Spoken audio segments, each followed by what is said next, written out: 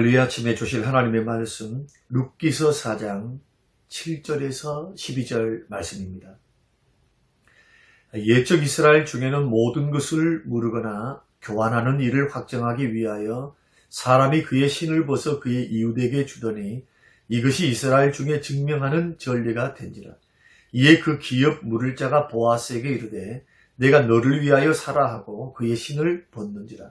보아스가 장로들과 모든 백성에게 이르되 내게 엘리멜렉과 기럯과 말론에게 있던 모든 것을 나오미의 손에서 산 일에 너희가 오늘 증인이 되었고 또 말론의 아내 모압 여인 룻을 사서 나의 아내로 맞이하고 그 죽은 자의 기업을 그의 이름으로 세워 그의 이름이 그의 형제 중과 그곳 성문에서 끊어지지 아니하게 하매 너희가 오늘 증인이 되었느니라 하니 성문에 있는 모든 백성과 장로들이 이르되 우리가 증인이 되나니 여호와께서 내 집에 들어가는 여인으로 이스라엘의 집을 세운 라헬과 레아 두 사람과 같게 하시고 내가 에브라데서 유력하고 베들레헴에서 유명하게 하시기를 원하며 여호와께서 이 젊은 여자로 말미암아 너에게 상속자를 주사 내 집이 다말이 유다에게서 낳아준 베레스의 집과 같게 하시기를 원하노라 하니라. 고마우신 하나님, 오늘 이 아침 이 새벽에도 생명호흡을 연장하시고 움직이게 하시고 일어나게 하시고 활기찬 아침을 맞이하게 하심을 감사합니다. 하나님, 오늘 하루도 주와 동행하게 하시고 죄에 빠지지 않도록 시험에 들지 않도록 지켜주시며 우리의 영혼이 주를 바라봄으로 그 주신 은혜로 힘있게 직장생활, 가정생활 할 수 있도록 힘과 능력을 더해 주옵소서. 감사드리며 예수님 이름으로 기도합니다. 아멘. 네, 사랑하는 성도 여러분, 지난 밤에도 주 안에서 평안하셨습니까? 네, 저는 오늘 본문의 말씀을 통해서 나의 영원하신 기업이다 라는 제목의 말씀으로 함께 말씀을 나누겠습니다. 오늘 본문 말씀 1절에서부터 12절 말씀을 보면 적어도 3차례, 4차례에 걸쳐서 기업을 물은다 라는 말이 나옵니다. 대화 가운데요. 그 기업을 물은다 라는 말이 히브리어로는 고엘이라는 말입니다. 이 고엘이라고 하는 것은 가장 가까운 친족의 역할을 내가 한다. 보호자 역할을 한다. 구속자 역할을 한다라는 뜻입니다. 자기 형제나 근족이 어려움을 처했을 때 그것을 해결해 주는 것이 바로 율법으로 하나님께서 명시를 하셨는데요. 레위기와 민수기에서 그렇게 하셨습니다. 그래서 친족들 사이에는 서로 어려운데 나몰라라 하지 말고 그 가정과 가문이 대대로 이어져가기 위해서 어려움을 당했을 때는 반드시 지켜줘라. 그러니까 친척들 사이에서 누군가가 어려움을 당했을 때 지켜야 할 권리, 또 지켜야 할 의무에 관한 제도가 바로 고엘이라고 하는 기업 무르는 제도입니다. 힘 있는 내가, 능력 있는 내가 힘없고 약하고 어려움을 당하는 그러한 친족, 가까운 친족을 돌보는 것, 이것이 하나님의 법으로 정해놓으신 것입니다.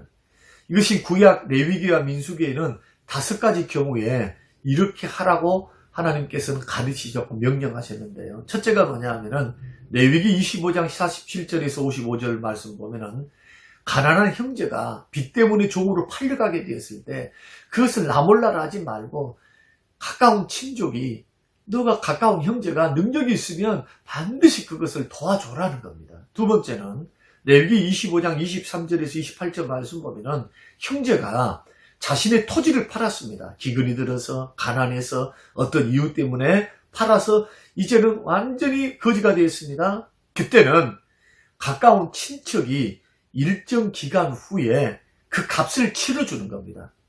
값을 치러주고 그 토지를 사서 그 형제가 기업이 이어갈 수 있도록 도와주는 것. 이것이 고엘이라고 하는 제도입니다. 그리고 민수기 5장 8절 말씀 보면은 자기 형제가 범죄를 했을 때 가까운 친족이 그 형제 죄값을 물을 수 있는 의무, 소위 말해서 물질로 배상을 하는 그러한 의무가 있었습니다. 율법에 보면. 이거 연좌제가 아니고요. 그만큼 도하라는 겁니다. 만약에 돈도 없고 갚을 능력이 없으면 더 가혹한 형벌을 받아야 했거든요. 도하라는 겁니다. 모른 체 하지 말라. 이것이 이웃사랑의 주님께서 말씀하셨던 가장 큰 특징이고요. 그 다음에 민수기 35장 19절 말씀 보면은 만일 자기 친족 중에 한 사람이 누군가에 의해서 살해당했다. 그러면은 가까운 친족이 보복을 하면 자기 친족을 죽인 사람을 보복을 하는 그런 권리가 있었습니다. 권리. 그때 누가 나서야 됩니까? 그때 가까운 친척이나 형제들이 나서야죠. 가만 모른 채 해서는 강 건너 불국경 하듯이 해서는 안 된다는 것입니다. 그리고 오늘 가장 중요한 게 뭐냐? 오늘 고엘 제도의 가장 중요한 것은 오늘 본문의 말씀인데요. 형제가 없이 죽었어요. 자식도 없이 죽었어요. 여자 혼자 남았습니다. 여자들만 남았습니다. 그러면 여자들에게는 기업이 물려갈 수가 없습니다.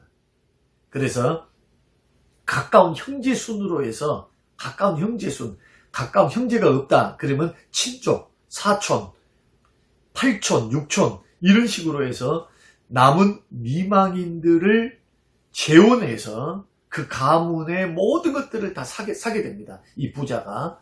그래서 존속케 하는 것. 그 가문이 이어져 갈 수 있도록 하는 것. 그러니까 가난한 입장에 봐서는 모든 걸 잃어버린 여인의 입장에서는 구원자죠. 구속자입니다. 그래서 고엘은 구속자라는 뜻을 갖고 있습니다. 여러분 그러면 하나님께서도 이렇게 친족 간에 서로 생명과 재산과 가문을 보호하기 위해서 하나님께서 정하신 제도라면 오늘날 택한 백성들에게 고엘은 누구일까요? 구속자, 돕는 분은 누구실까요? 성삼위 하나님이십니다. 자, 첫째는 성부 하나님이시죠. 하나님은 택한 백성들 버리지 않고 환난에서 건지십니다. 대적의 손에서부터 구속하십니다. 이사야 54장 5절에서 너를 지으신 자는 너의 남편이다. 하나님은 너의 남편이라고 말합니다. 이스라엘 백성들에게. 그 이름은 만군의 여호와이시니 내 구속자는 이스라엘의 거룩한 자신이라. 온 세상이 하나님이라 칭함을 받으실 것이며 우리의 남편 되시고 우리의 구속자 되신 분 누굽니까? 만군의 여호와. 그분은 우리의 보호자가 되십니다.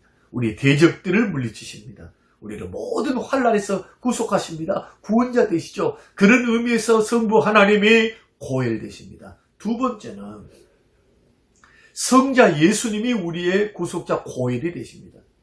성자 예수님은 우리를 사랑하셔서 대신 죽어주셨습니다. 마태복음 20장 28절 인자에 온 것은 섬김을 받으려 함이 아니라 도리어 섬기려 하고 자기의 목숨을 많은 사람의 대속물로 주려 하시니라. 갈라디아서 1장 4절 5절 그리스도께서 하나님 곧 우리 아버지의 뜻을 따라 이 악한 세대에서 우리를 건지시려고 우리 죄를 위하여 자기 몸을 들이셨으니 우리 주님은 죄 때문에 영원한 죽음을 당해야 하는 죄인들을 위해서 그 죄를 용서하시기 위해서 죄값을 치르기 위해서 십자가에 죽어주신 겁니다. 그래서 어떻게 했습니까? 죄인들을 하늘 기업을 찾아주셨어요. 하늘 기업. 영원한 천국 기업. 그래서 성경은 기업이라고 말하죠. 그 기업이 천국이란 말입니다. 상속받을 걸 말합니다. 앞으로 우리에게는 남아있습니다. 기업이 어떤 기업? 우리가 하나님으로부터 물려받을 기업. 영원한 천국. 영원한 영생. 주님이 주시는 기업입니다. 우리 주님만이 십자가의 그 피로 우리를 구속하시는 고엘 되시고 우리의 기업을 물려주실 분이 됩니다. 그리고 우리 주님 외에는 구원자도 없고 우리 주님 외에는 이 가난, 이 멸망, 지옥 형벌에서부터 풀려날 수 있는 방법이 없습니다. 오직 예수님만이 우리 구속자가 되시고 우리의 기업을 물려주실 그러한 고엘이 되시는 겁니다. 그러므로 우리는 일편단심 누구 의지해야 됩니까? 주님 의지하고 누구 사랑해야 됩니까? 우리 주님 사랑하셔야 돼요. 평생을. 왜냐하면 나 죽고 난 후에 모든 거 다 내려놓고 천국 가지만 천국 가서는 주님 만납니다. 영원토록 주님과 함께 삽니다. 이 세상과 이 모든 것들은 다 심판받아서 없어져요. 우리가 그렇게 좋아하는 돈부터 집부터 차, 이 세상의 모든 것 다 내려놔야 돼요. 주님 앞에 다 심판받죠. 마지막 날에. 그러나 하나님과 우리 주님과 천국은 영원토록 내가 거기에서 살아갈 장소가 천국이죠. 우리 주님 바라보면서 남은 나그네 생활을 여러분 믿음 안에서 잘 해나갈 수 있는 우리 모든 성령교회 식구들이 되시기를 주의 이름으로 축원합니다. 마지막으로는 성령 하나님이십니다. 성령님은 예수 그리스도 우리가 믿을 때 우리 안에 내주하시면서 진리를 가르쳐 주시고 고일되시는 예수님께로 인도하시죠. 예수님을 깨닫게 하신 분, 그리고 예수님이 내 주님이시다라고 깨닫게 하시고 가르치신 분이 누구냐? 성령님이십니다. 그리고 성령님은 빌바를 알지 못할 때 말할 수 없는 탄식으로 대신 간구해 주세요.